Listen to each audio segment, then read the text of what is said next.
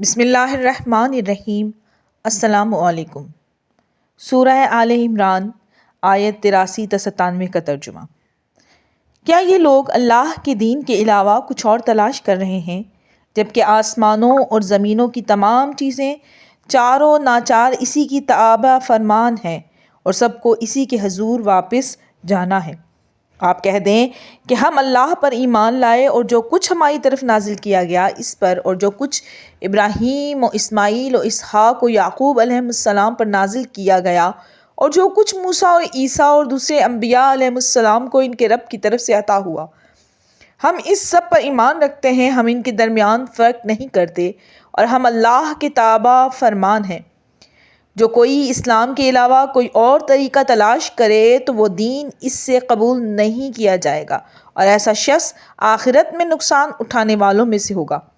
خدا اس قوم کو کیسے ہدایت کرے جو ایمان لانے کے بعد کافر ہو گئی اور انہوں نے رسول کے برحق ہونے کی گواہی دی ہو اور ان کے پاس واضح نشانیاں آ چکی ہوں۔ بے شک خدا ظالم لوگوں کو ہدایت نہیں کرتا۔ ان کی اس روش کا بدلہ یہی ہے کہ ان پر اللہ اور فرشتوں اور تمام انسانوں کی لعنت ہے، اور ہمیشہ اس لعنت میں ہی رہیں گے۔ ان سے عذاب ہلکا نہ کیا جائے گا اور نہ ہی ان کو مہلت دی جائے گی۔ البتہ اس لعنت سے وہ لوگ مستثنیٰ ہیں جو اس کے بعد توبہ کر لیں اور اپنے طرز عمل کی اصلاح کر لیں۔ بے شک اللہ بہت بخشنے والا مہربان ہے۔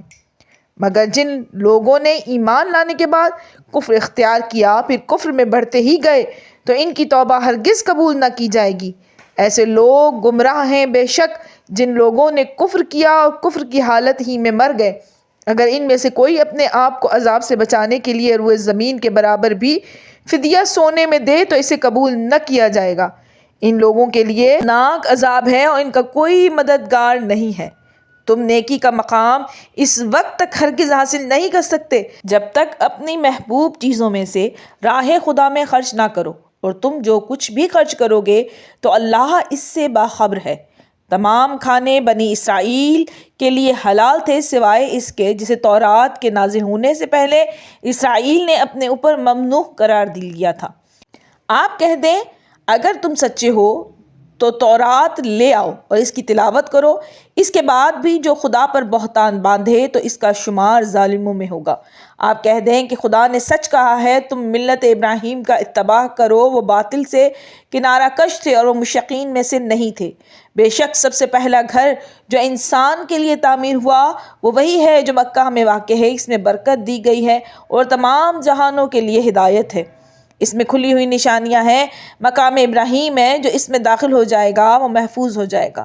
اللہ کی رضا حاصل کرنے کے لیے لوگوں پر اس کا حج واجب ہے جو اس تک پہنچنے کی قدرت رکھتا ہو۔ جو کوئی کفر کرے تو خدا تمام جہانوں سے بے نیاز ہے۔